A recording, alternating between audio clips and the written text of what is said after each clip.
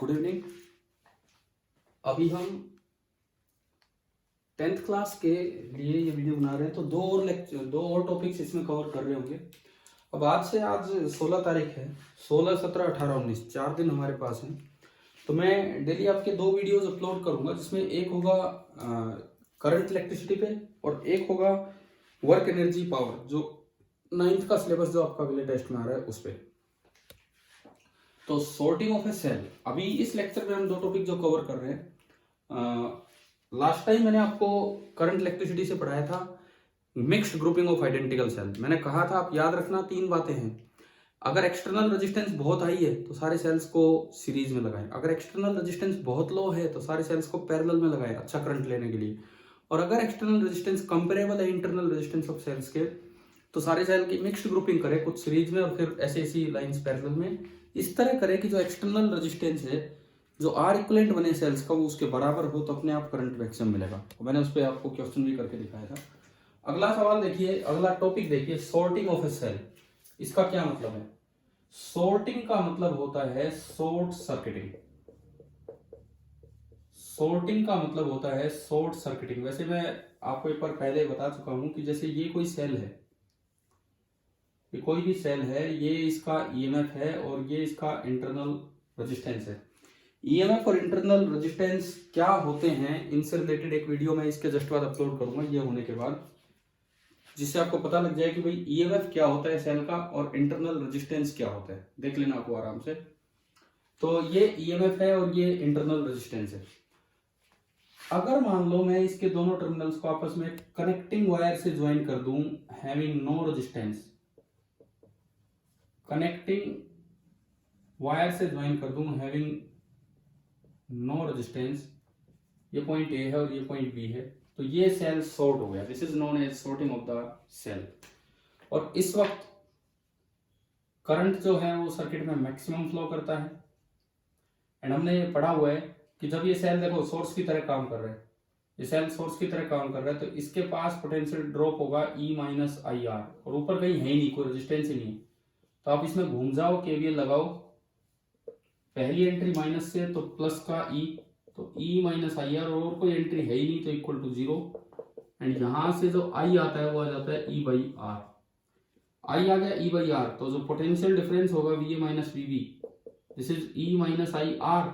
आपने I की value रखी, E माइनस आई की वैल्यू रखी E by R into R, R से आर गया, तो ये potential difference across the cell, terminal potential difference across the cell इस समय, terminal potential difference across the cell इस समय हो जाता है 0। जो भी टर्मिनल पोटेंशियल डिफरेंस होगा अक्रॉस द सेल वो आपका 0 हो जाएगा। अच्छा, अगर कोई पूछे कि इक्विवेलेंट रेजिस्टेंस कितनी है बिटवीन ए एंड बी, तो between A and B circuit में और कहीं कोई रेजिस्टेंस नहीं है, तो बिटवीन ए एंड बी जो इक्विवेलेंट रेजिस्टेंस है दैट इज स्मॉल आर। जो इक्विवेलेंट रेजिस्टेंस है हमारी इस सर्किट में between A and B, that is small R, क्योंकि इस एक पाथ में ही रेजिस्टेंस है और एक पाथ में रेजिस्टेंस नहीं है। तो R equivalent between A and B, this will be counted as small R, और जो पोटेंशियल ड्रॉप होगा इसके पास, दिस विल बी 0। अब देखो, अगर मान लो आप जैसे ऐसा कोई पाथ होता, ये एक एक्सीडेंटल फॉल्ट होता है, ये शॉर्ट सर्किटिंग होना अपने आप में एक एक्सीडेंटल फॉल्ट है। कैसे है देखिए, सपोज ये कोई सर्किट था,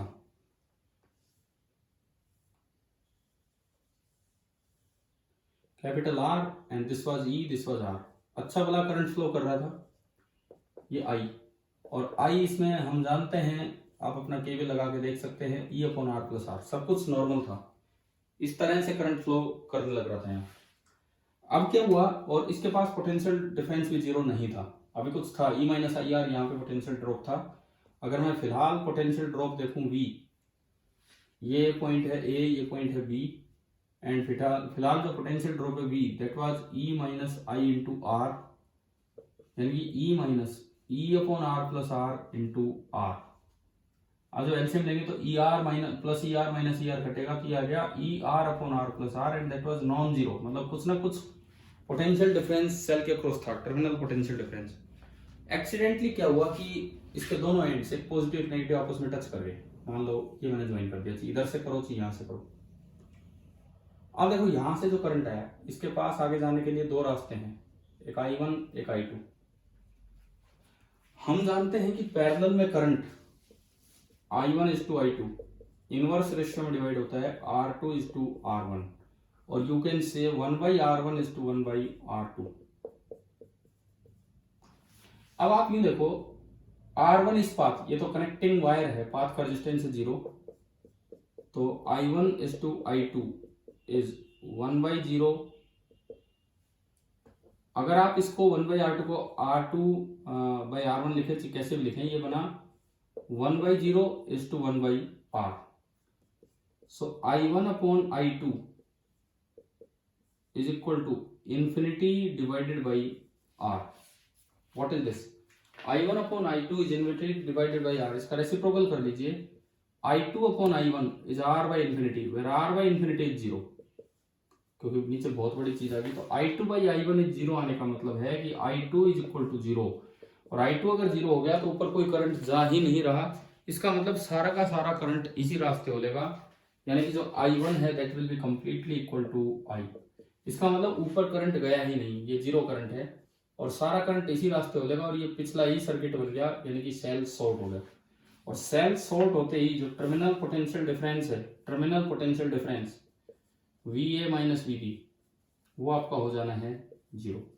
और अब इस सर्किट का जो R इक्विवेलेंट है, देखो जब आप यहां देख रहे थे पहला सर्किट, जब ये कनेक्ट नहीं था तो R इक्विवेलेंट था R+R। अब इस नए सर्किट में उस ऊपर वाले R का तो कोई रोल ही नहीं है, तो जो R इक्विवेलेंट होगा that will be only equal to small r। This is the shorting of cell, कि एक अच्छा खासा सेल काम कर रहा था पर बीच में एक भी वायर आ गई तो ये सॉर्टिंग में काउंट होगा, शॉर्ट हो गया ये सेल। अच्छा, इसके बाद देखो, ये शॉर्ट होने के बाद आगे देखिए,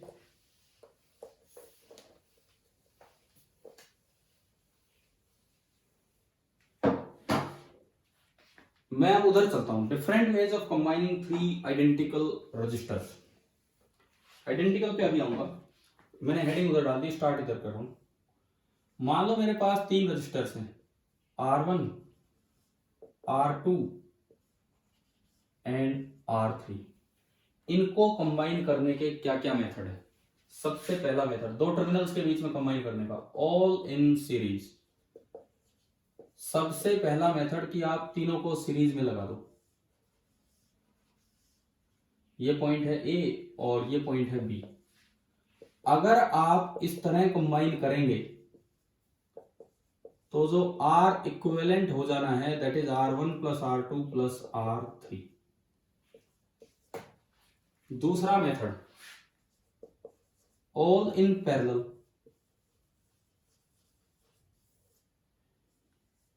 मान लो मैंने इन दो टर्मिनल्स के बीच में ये R1 लिया, ये R2 लिया, ये R3 लिया, और इन तीनों को पैरेलल में कनेक्ट कर दिया। इन तीनों को मैंने पैरेलल में कनेक्ट कर दिया तो 1/R equivalent between A and B। अब ये निकलेगा 1/R1 plus 1/R2 plus 1/R3। और हम ये जानते हैं कि यहां से ये जो R इक्विवेलेंट आता है मिनिमम आता है, सबसे कम आता है, और यहां से ये जो R इक्विवेलेंट आता है ये मैक्सिमम आता है। तो भाई ये तो मैंने आपको दो मेथड बताए, सिंपली दो मेथड ये हैं कि अगर आपके 3 रजिस्टर्स हैं तो उनको सीरीज या पैरेलल में कनेक्ट करना हो तो आपके सिंपल दो मेथड ये हैं। अब इसके बाद आता है कि तीसरा मेथड, मान लो हम दो का सीरीज कॉम्बिनेशन बनाए और तीसरे को उसके साथ पैरेलल में लगा दें। तीसरा मेथड ये है, third resistor to be connected, third resistor to be connected in parallel with the series combination of other two। third resistor to be connected in parallel with the series combination of other two। क्या मतलब? सबसे पहले आप दो को series में कर लो और फिर उसके साथ तीसरे को पैरेलल में कर दो between the terminals A and B. अब इसके अंदर तीन अरेंजमेंट हो सकते हैं। पहला अरेंजमेंट कि मैंने R1 नीचे लिया, R2 इधर दिया, R3 इधर दिया, ये आपका पहला अरेंजमेंट हुआ। तो अगर आप R1 नीचे लेते हैं तो अब जो R इक्विवेलेंट बनेगा, पहले इन दोनों का सीरीज R2 प्लस R3 और फिर वो R1 के साथ पैरेलल, तो R1 इंटू ऊपर वाला अपॉन दोनों का सम, R1 plus R2 plus R3। एक तरीका ये हो सकता है। अच्छा, दूसरा तरीका इसी में कि आप, मैं अभी आइडेंटिकल नहीं मान के चल रहा हूं, आइडेंटिकल कहेंगे, आप यहां R2 ले लो तो R1 R3 ऊपर हो जाएंगे, तो ऊपर वाले का तो R1 प्लस R3, अब उसका जब पैरेलल करेंगे तो दिस इंटू दिस, तो R2 into R2 plus R3 और डिवाइडेड बाई तीनों का सम। ये दूसरा तरीका होगा। और अगर मैं तीसरे तरीके पे जाऊं, थर्ड वन, तो तीसरा मेथड आपका है कि आप यहां R3 ले लो या R1 और R2, तो ऊपर का हो गया R1 प्लस R2 और नीचे वाले के साथ पैरेलल तो into R3 divided by R1 plus R2 plus R3। तो इस एक तरीके में खुद तीन मेथड आ गए। पहला मैंने सिखाया सारे सीरीज में, दूसरा सारे पैरेलल में, तीसरा की एक को पैरेलल में लगा दो दो के सीरीज कॉम्बिनेशन के साथ, और चौथा तरीका फोर्थ मेथड यही मैं आपको बताऊं। फोर्थ मेथड कि third resistor to be connected in series, third register to be connected in series with the parallel combination of other two। ये क्या अरेंजमेंट है, अब इसको समझिए। ये क्या अरेंजमेंट है, इसको समझिए कि एक दो का आप बना लो पैरेलल कॉम्बिनेशन और उसके साथ सीरीज में लगा दो पहला, जैसे R1 यहां, R2 यहां, R3 यहां। अब इसमें भी खुद तीन अरेंजमेंट बनेंगे। कौन से तीन अरेंजमेंट, देखिए। सबसे पहला अरेंजमेंट R इक्विवेलेंट, इसका बन जाएगा, देखो इन दोनों का R2 R3 upon R2 plus R3 and उसके साथ सीरीज में है R1। पहला अरेंजमेंट आपका ये आया। दूसरा अरेंजमेंट कि यहां आप R2 ले लीजिए और यहां R1 और R3, तो इसमें यहां हो जाएगा R1 R3 upon R1 plus R3 और डिवाइडेड बाई हो जाना है R2। दूसरा अरेंजमेंट आपका ये बन गया। तीसरा अरेंजमेंट जो इसमें बनने वाला है दैट इज कि यहां आप ले लीजिए R3 और यहां R1 R2, तो ये आ जाएगा R1 R2 upon R1 plus R2 तो पैरेलल और फिर उसके साथ R3। तो कुल मिला के मैंने तीन डिफरेंट रजिस्टर्स को कनेक्ट करने के, दो टर्मिनल्स के बीच में कनेक्ट करने के, देखो कितने मेथड बता दिया। एक सीरीज में मैक्सिमम, एक पैरेलल में मिनिमम, और बाकी 6 अरेंजमेंट हो रहा है, 3 एक बार और 3 एक बार। उन सब में R इक्विवेलेंट की वैल्यू इससे कम होगी और इससे ज्यादा होगी, चाहे आप किसी भी न्यूमेरिकल में ये लेके देख सकते हैं। अब मैं आता हूं स्पेशल केस पे कि अगर ये तीनों आइडेंटिकल होते तो। अब हम उस चीज पे आएंगे कि अगर ये तीनों, मैंने जो यहां यूज नहीं किया, different ways of combining 3 identical resistors. पहला, तीनों सीरीज में R R और R, अगर आप तीनों को A और B के बीच में सीरीज में लगाएं तो R इक्विवेलेंट मैक्सिमम आएगा 3R।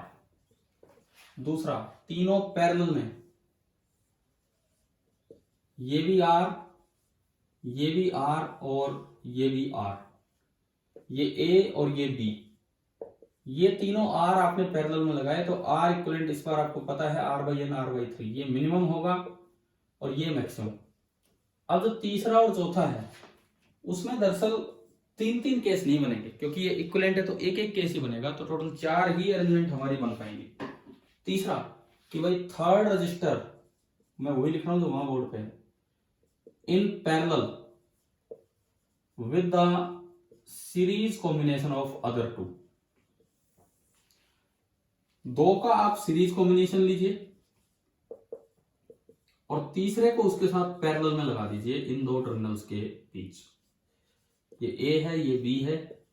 अब देखते हैं इसमें R और R का 2R और 2R और R का होगा R equivalent 2R into R divided by 2R plus R, यानी कि 3R। R से R गया तो ये आया 2/3R।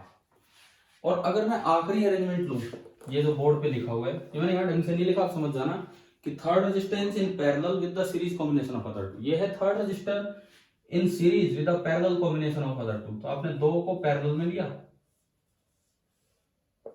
आर और आर, और उसके साथ एक सीरीज में ले लिया, ये ए और ये बी। अब देखो आर और आर का आर बाई टू, और वो इसके साथ जुड़ेगा तो आर इक्वलेंट आया R plus R by two, यानी कि 3/2 आर। तो देखिए मुझे चार वैल्यूज मिली, अगर तीन आइडेंटिकल रजिस्टर्स हैं तो उनको किस तरह से हम कंबाइन कर पा रहे हैं, उसकी केवल मुझे चार वैल्यूज मिली। कौन कौन सी वैल्यूज मिली वो देखें।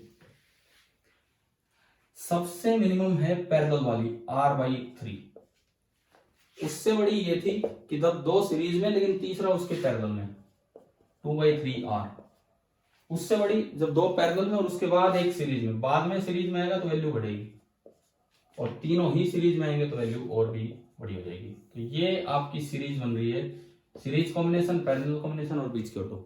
मतलब मैंने आपको ये सिखाया कि तीन अलग अलग रजिस्टर्स को कैसे कैसे कंबाइन किया जा सकता है। तो इस लेक्चर में हमने आपको दो चीजें सिखाई। सबसे पहली चीज, सॉर्टिंग ऑफ ए सेल का क्या मतलब है। अगर सेल सॉर्ट हो जाता है तो उसके cross terminal potential difference zero हो जाता है, करंट मैक्सिमम हो जाता है, E/R एक दिन पहले भी सिखाया था। और उस सर्किट का इक्विवेलेंट रेजिस्टेंस केवल उस सेल का इंटरनल रेजिस्टेंस होता है R। और दूसरा, तीन रजिस्टर्स को दो टर्मिनल्स के बीच में कैसे कैसे कनेक्ट कर सकते हैं। तो पहले तो मैंने आपको सिखाया जब तीनों अलग अलग है, डिफरेंट रजिस्टर्स हैं, और उसके बाद सिखाया तीनों आइडेंटिकल रजिस्टर्स हैं, तो उसमें बस ये चार ही रेजिस्टेंस की वैल्यूज आ सकती हैं। ठीक है, अब हम दिन में दो लेक्चर तो आपके डाला करेंगे, एक वर्क एनर्जी पे और एक ये। और ये एक लेक्चर भाई 20 से 25 मिनट या 15 मिनट का होता है, तो आप यूं मत सोचिए कि एक दिन में अगर 2-3 लेक्चर आ जाते हैं तो बहुत ज्यादा है। इतना 2 लेक्चर का मतलब है आपकी वहां की एक क्लास, स्कूल की जो रेगुलर टाइम की। ठीक है, तो आप पढ़ते रहें आगे फिर थोड़ी देर में।